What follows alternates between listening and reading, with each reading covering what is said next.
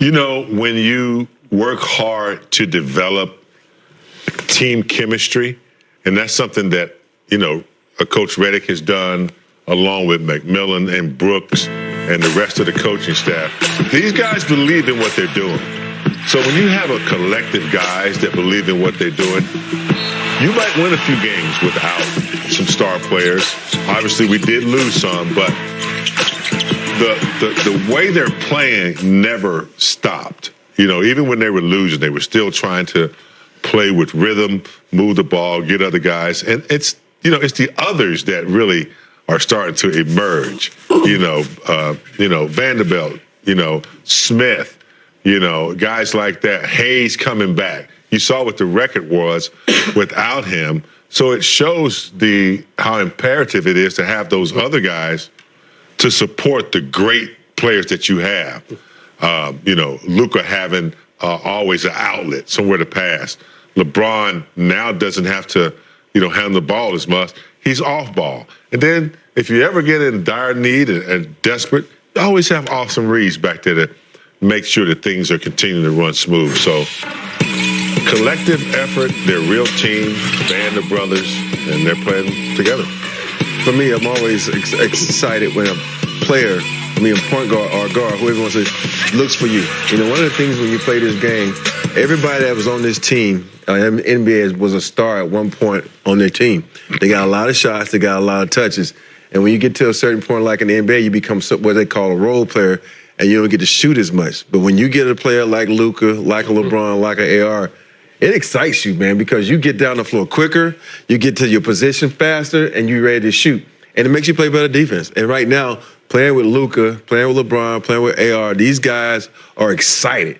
You know, they're excited to play the game because they know at the end of the day, they're going to get a shot, no matter who they are or where they are. So that's the most important thing to me, that it makes everybody a part of the group. And, Brez, how nice is it when you have MVP candidate LeBron James out, Rui out, yes, 2 starters, and you can fill it in with Dorian Finney-Smith and Jordan Goodwin fills that spot, and they hit 7 threes between them. 15 points each. They're plus 24 between them. That's a nice luxury to have. Yeah, we talked about pregame. You know, when you're good on the second night of a back-to-back, it shows a couple things, James. You're good. You know, you've got talent, obviously. You got depth. That's what this team has right now. It's so impressive. Here we are, St. Patrick's Day. This team has completely reinvented itself from what it was earlier in the season. Rob, they were struggling on defense. They were not hitting their threes. Now, you know, it's not uncommon for them to hold guys in the low 100s. Yeah, tonight got a little bit away from them, allowing 109 to the Spurs, but, you know, everyone got keyed up with the Vanderbilt exchange. I kind of like that, too, by the way. This team has an enforcer. His name is Jared Vanderbilt. You don't want to go too far and get suspended by, like, hey, Sohan threw the ball at him. He wasn't going to take any of it. He got himself booted. He'll probably be upset about that. That's going to cost him a few grand, but I like the fact that they're tough. This team is hitting threes, they're playing defense, and they're tough. Who was an enforcer in the writing world during your time, Brez? Were you an enforcer? If someone came in and put their laptop where it was supposed to be, did you knock that thing out of the way? And that was you? Brad Turner, his email used to be madbt at whatever. Space is tight in there sometimes. Now you guys elbowing around. I used to see you guys in there, sometimes the camera guy hits you on the head when you're getting in the scrum. You start bleeding a little bit. Hey, man, that's one less real nice sweater, too, for Vando. But you know what? It's worth it. I mean, Big Game was watching it. You loved it. I mean, listen, the guy's going to throw a ball at you. You know, you can't let him do that in your house. It wasn't a playoff game. It looks like we had the game in hand. He said a month ago, he says, look, I'm not an initiator, but I'm not going to back down. And we talked about having dogs on our team. You want that going, especially when you get down the stretch in the playoffs, when, you know, teams are trying to take advantage of you physically. You want somebody to step up and say, not today. Just don't get thrown out the game. Yeah, right. That's the only thing. But, man, you really can't do much, Rob. I mean, can we just do the text and then let's move on and keep playing? You know, it's a famous line. I ain't no killer, but don't push me. And for me, I think that's Vandy. He's going to go out, he's going to play hard, no basketball. And at the end of the day, you know, you know, this is a word we throw around a lot. You can't get punked. You know, if someone throws the ball at you, you know, that's like challenging your manhood. Yeah. And so I guarantee the NBA is going to look at it. They're probably not going to find Vandy that much. But it's just one of those things you can't let happen as a player, because it'd be a snowball effect where everybody keep trying, and all of a sudden you snap, you don't put your hands on someone. But don't throw guys out for this. This was what weak. I thought. It's so weak. The double tech. They shouldn't even have to go review that. Just double tech. Let's go. Yeah, the review is what was back in the day. They'd be like, cut it out, guys. everybody. I mean, come on, it messes up the game. There should have been one tech for throwing the ball, Yeah. let him and call it a day. You know, Brez, you look at Luka's line, he's 5 for 21 for 7, so you think, oh, it's a poor shooting night for Luka. He had 21, 14, and 9, and was a plus 19, so he did his job out there, and he found a way to get to the free throw line. That's what the best scorers, all-time scorers do, right? If you don't have it going from the field, you're going to get to the free throw line 13 times. Yeah, Kobe was really good at this. When he was not shooting well, he'd find a way to stay involved in the game. He'd get rebounds. He'd find Powell in the post for easy buckets. The good guys, like you said, do have a way of finding little ways to contribute. And Luka, he's had a couple poor shooting nights at Crypto.com Arena. Just a few weeks ago, he was lamenting to me and a couple of their media guys, I'm not shooting well here. I'm new in this building. I got to figure it out. Well, he did. He's had some really good shoot nights there. Tonight, not one of them, but the 14 assists. I mean, that's a catalyst for so many other ways to score. It was impressive, despite the poor efficiency. Agreed. Look, the guy, he went to the line 13 times. A lot of free 13 times. And the Lakers had 18 total. So he was the bulk of that. So look, if he's not knocking down shots, he's getting to the line. If he's not doing that, he's distributing the basketball. Luka will find a way to be a contributor of the game. If he has a subpar game, he's still going to be contributing somewhat with his size and his ability. So just having him on the floor is a key. Having the ball in his hands, he's such a great decision maker. Make things happen. So we like it. All right, let's hear from JJ Redick. He speaks with Mike Trudell in the media. JJ, there are a lot of nights in the NBA where your one team is going against a team that's shorthanded, and there's just kind of that mental hurdle tonight. Like Minnesota lost at home, Golden State loses at home. Why do you think you were able to kind of stem away from that and stay locked in on a back-to-back like this? I thought there were stretches that we played good defensively. We lost our way at the end of the third, start of the fourth when they went on that run, but the way we were able to generate good offense, and I think it was 48 threes and 34 were uncontested.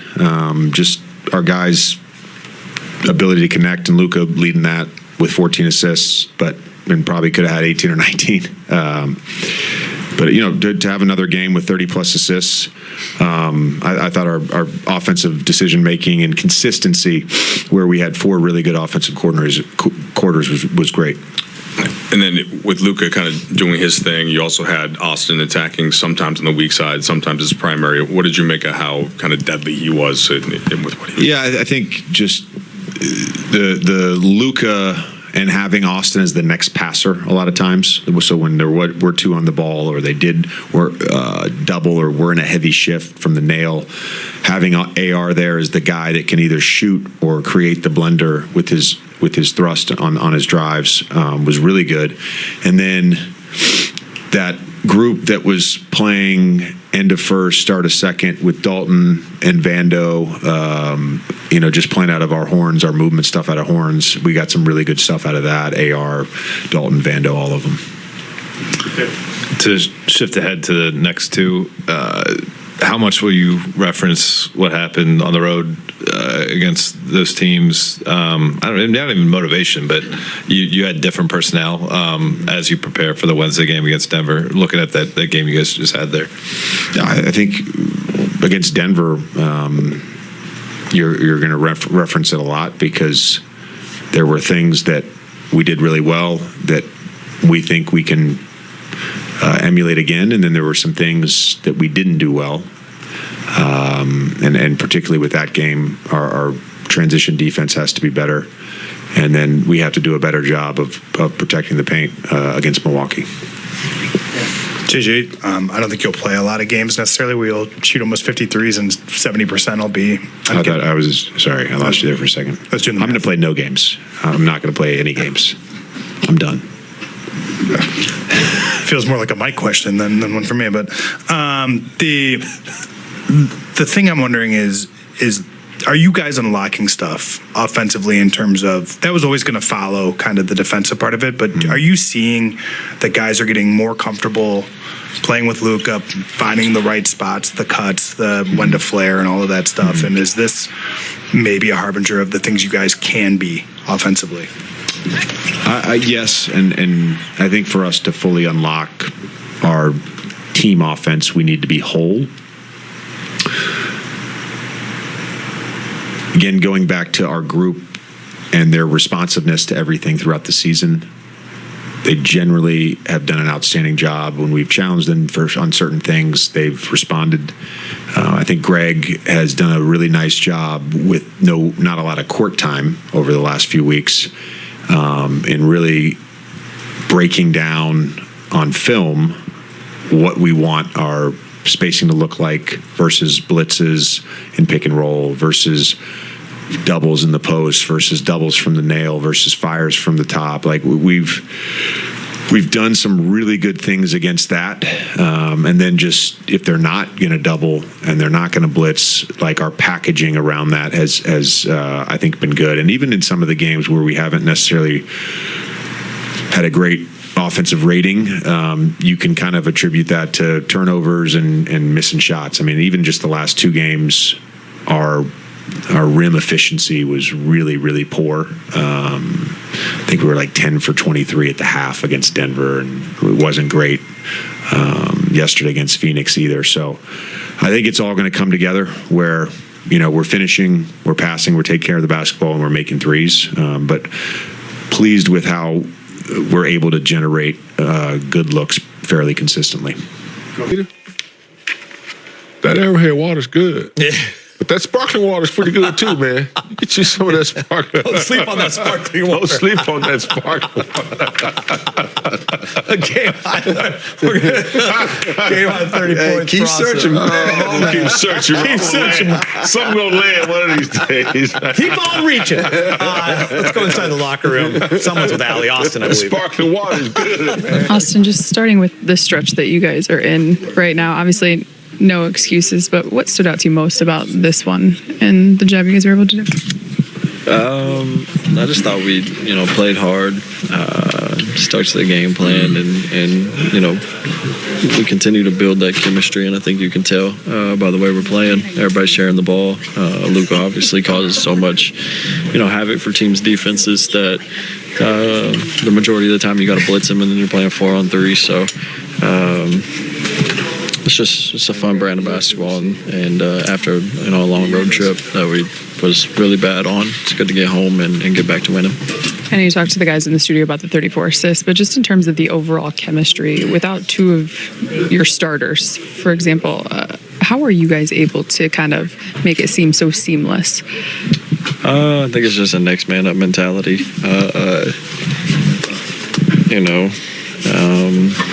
We got a lot of guys in here that know how to play basketball, and I think when you do create some type of an advantage, it just becomes about making the right play, and I feel like we've done that the last couple nights. So it's fun. They don't often rely on you to have to score a lot. Tonight you had 30. What would you like to have in that kind of an offensive game? It's fun. I mean, I really just like winning at the end of the day, regardless of what they ask me to do.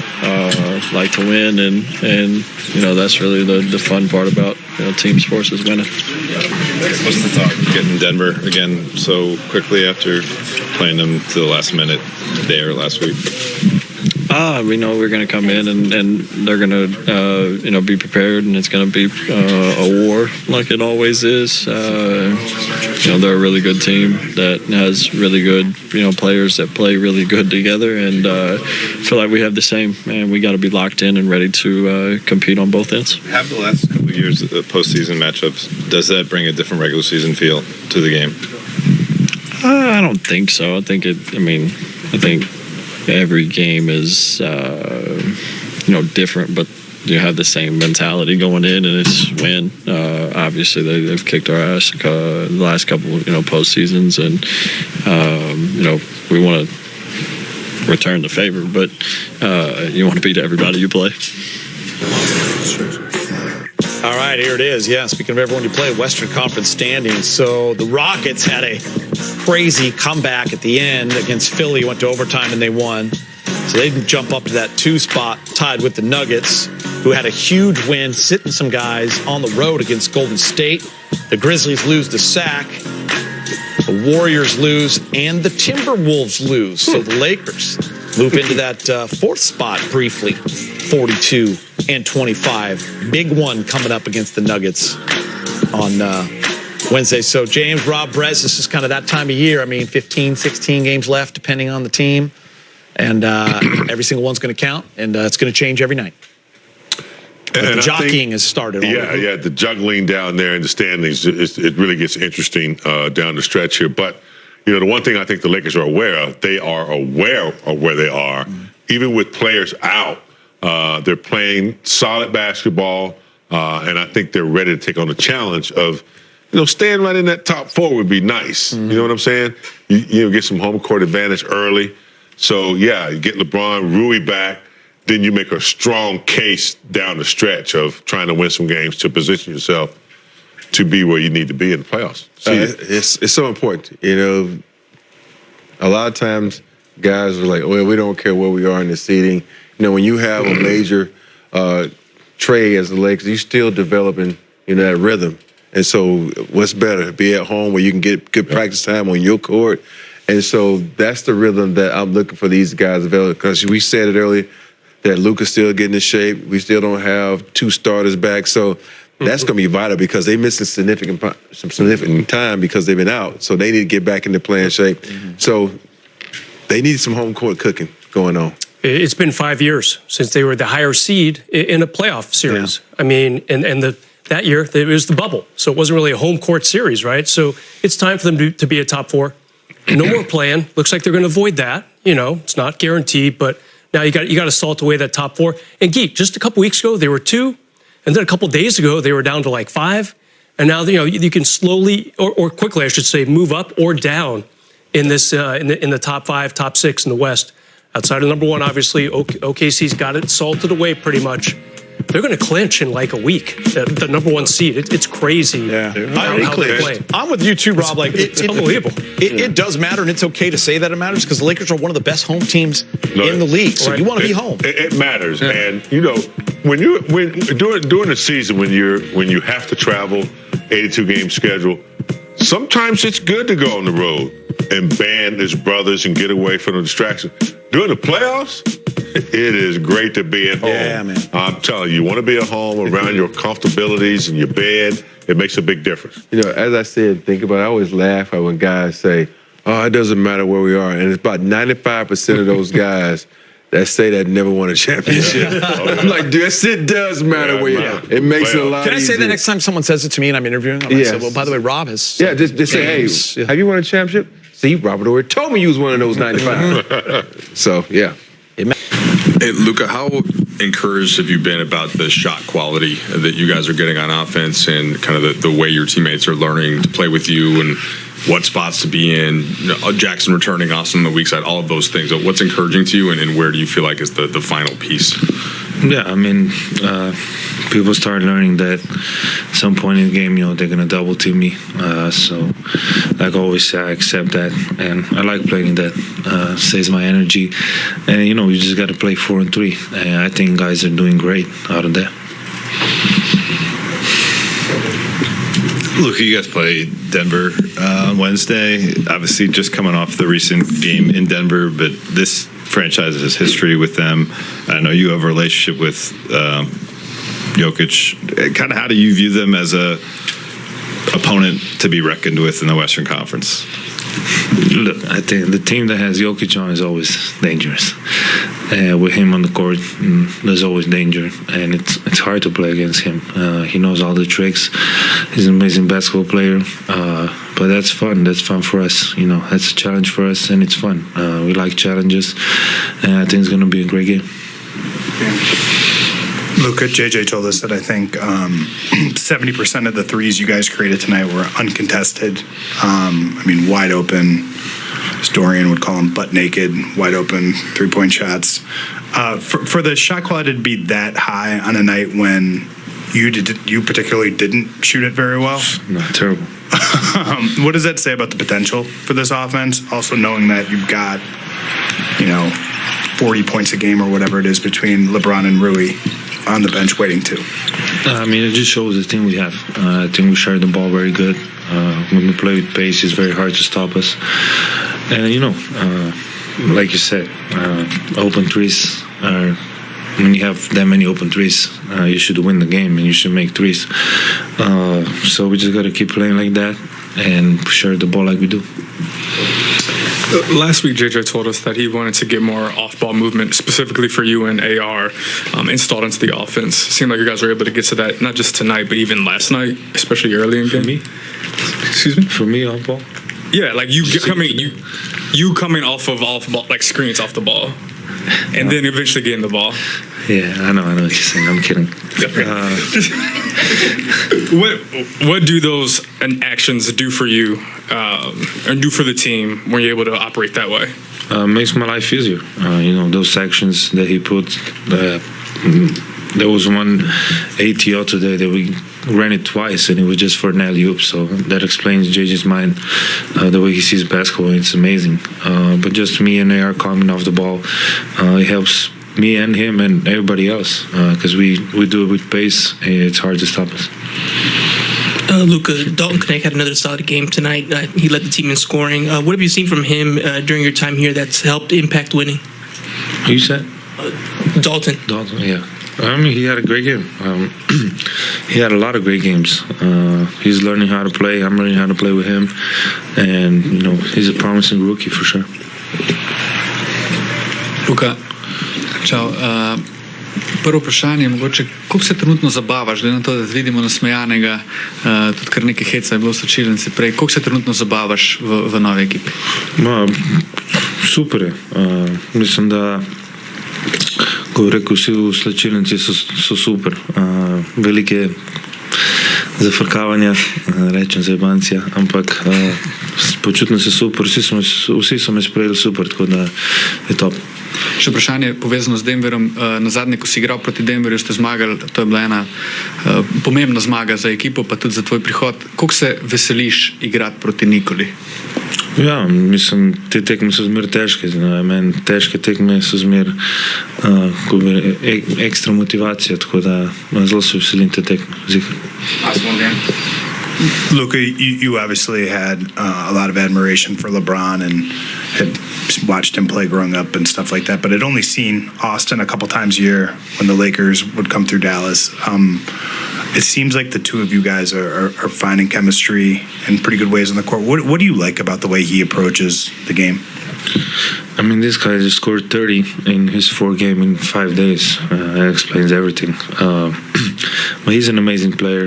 For him to go undrafted is unbelievable. And, it's not easy to go undrafted and then play at this level. And it's amazing just to be by his side. Thank you. Even Luka is blown away that Austin Reaves went undrafted. Time for 34 assists as a team. Coming from, obviously, Luka is the major guy that makes the assists, but 34 assists coming from different players, from different angles on the court really puts a lot of pressure on the defense. So, yeah, they're really willing to share that peel. You always want to shoot it, but you want to touch it every now and then. Yeah, it seems like they're having fun doing it too, right? Like everybody. And I think you brought up such a funny point in the pregame show. Like, man, Jackson Hayes' defense, now that he's getting the ball and getting easy dunks, all of a sudden you got a little extra.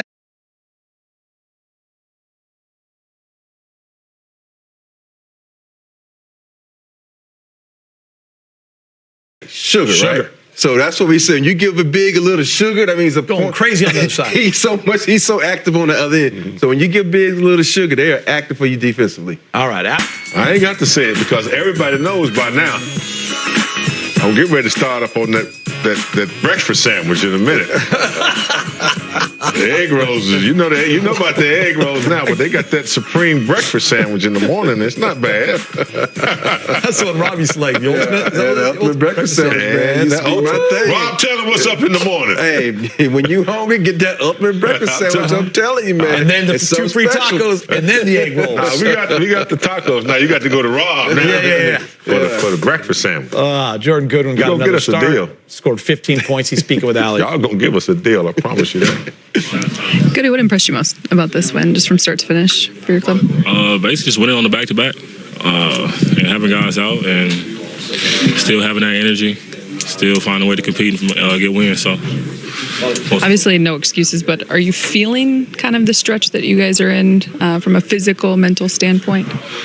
Me personally, I haven't been thinking about it, trying not to think about it, just trying to get extra treatment or whatever it is I can so my body can be prepared to play. But it's definitely, you can't, it's here. We in the middle of it, so you feel it, but we here though. It's okay. When Luka first arrived, I think Dorian described the kind of shots that he creates as butt-naked, wide-open threes. Seems like you've received a good amount of those tonight.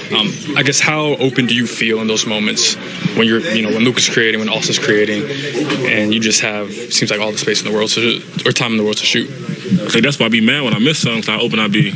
We get wide open. They don't even contest it most of the time because you got everybody in the paint kicking it out. So I think though, right, you definitely be butt naked open out there. So yeah. How have you seen Austin just be a linchpin on offense for this team and just his energy on a nightly basis? What has he meant to this team since you've joined it? Always like they are. He came out of college and everything like that, but he's our third option. But like I said, he's better than most ones, most twos in the league. So we got to keep on putting respect on our name because he's him. He's one of them ones. So yeah, he's one of the ones. When did you realize he was this level of player, whether it's college or playing from afar? This was my first time playing. I guarded him for the other 2 years. I was in the league, so I had to match ups with him and stuff like that. But it just shows. He's doing it. We think what the game was. Luka and Brown was out. What do you have? 36. Showed he can lead a team against the Denver Nuggets. So he's just that, and he keep getting better, and he keeps showing you everything he got. Is there a benefit to having just seen, obviously, the Nuggets less than a week ago and getting them again in a couple of days? We definitely lost a close one, a heartbreaker. So I think the benefit of that is definitely going to have us more amped up to play the next time we see him. I know I'm definitely going to be ready to go for it. So definitely bring motivation because we just lost to him. See what's the difference from that game plan to this game plan and just see if we can execute it better. A lot of Austin Reaves love going around that locker room, but I want to give Jordan Goodwin his flowers. We talked a little bit about him in the pregame show, and fact that here the Lakers are in this stretch of tough games, and he's starting. That's how much trust they have in him. Brez and 15 points, 3 of 6 from 3. Got the 4 rebounds and 3 assists. He's kind of doing it all, but defensively too. And JJ mentioned this in the Phoenix game. It's not about the scoring for him. If he gives you that, that's extra. But what he does, the toughness he brings, absolutely, it's actually really impressive. Yeah, look, he's still on the two-way contract. It feels like it's only a matter of time before the Lakers find a way to get him to a full contract so he can play in the playoffs. So right now, if you're on a two-way contract, you are not eligible to play in the postseason. And why do they need him on the postseason roster, guys? Look at the excellent guards in the West. We've got Shea, we've got Jamal Murray, we've got Ja Morant. It seems like all these teams that are right around the Lakers, and of course, Van Vliet, too. You need another guard to help guard these guys. You already got Gabe Vincent. Vandal can wear these guys out. Dorian Finney-Smith doesn't really guard a lot of guards, but why not add a guy like Jordan, who's playing great defense and hitting threes, too, James? Yeah, look, this kid is I don't want to say he's an Austin Reaves type, but he reminds me of that type of player that kind of comes out of the G League. He's been around. And he's listened to what's needed to be done to stay around. He doesn't make a lot of mistakes, man. He doesn't take ill-advised shots. If he gets a fast break and it looks like he could take it, he doesn't take it. He pulls it out. And he's going to make this team, I hope, because he's a gritty player, a good defensive player. The other day against Phoenix, he played Booker one-on-one without any help. Forced an extra pass, so he's an up and up kind of a player that you want to keep around, he can play. He can really play, and he's really smart on the defensive end is what I like about him. There's so many players that are trying to make their way into this league in certain ways. And I think he's doing it the proper way. You know, you have some guys who come out and try to score. Some guys try to only do defense. He's in the middle. He scores and plays defense. And it's hard to find a guy that can do both. And they kind of a dying breed because nowadays when you look at GMs and who they draft, it's all on potential instead of these guys who hard-nosed guys who've been there and they show you what can do over a period of time. Now I say, let me say, we might be able to turn. Ain't no mic with this guy. You know what you get when you put this guy on the court. Yeah, winning player. All right, Lakers calendar, Wednesday.